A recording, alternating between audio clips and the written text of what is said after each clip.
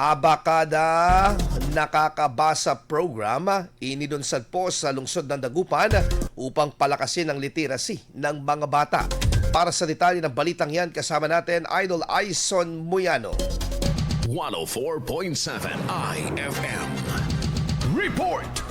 Inilunsad na ng pamahalaang lungsod ng Dagupan ang bawat kabataang Dagupenyo Nakakabasa o ABKD Nakakabasa Program bilang bahagi ng patuloy na pagsisikap na mapaunlad ang kakayahan sa pagbasa ng mga kabataan. Sa pamamagitan ng programa ay sinagawa ng serye o pagsasanay ng tungkol sa science of reading o pamamaraan ng nakabatay sa pananaliksik upang higit na mapahusay ang pagtuturo at pagkatuto ng pagbasa. Isinagawa ang seminar kahapon at magpapatuloy ngayong araw, July 15 sa CSI Stadia, Emerald Hall. Dinaluhan ng paglulunsad ng mga opisyal ng lungsod, kinatawan ng Department of Education, mga katuwang sa sektor ng edukasyon, City Secretary, Teen Center, City Library Office, City Tourism Office, Early Childhood Care and Development at mga kinatawan ng City Social Welfare and Development Office. Lumuhok din sa aktibidad ang mga district supervisor, school principal, barangay librarian at child development center workers na magiging katuwang sa pagpapatupad ng programa. Layunin ng ABKD Nakakabasa Program na palakasin ang pundasyon ng pagbasa ng mga bata sa pamamagitan ng sama-samang pagkilos ng paaralan, pamahalaan,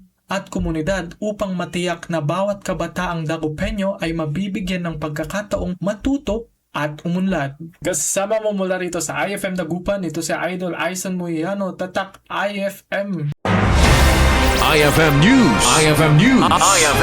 IFM News.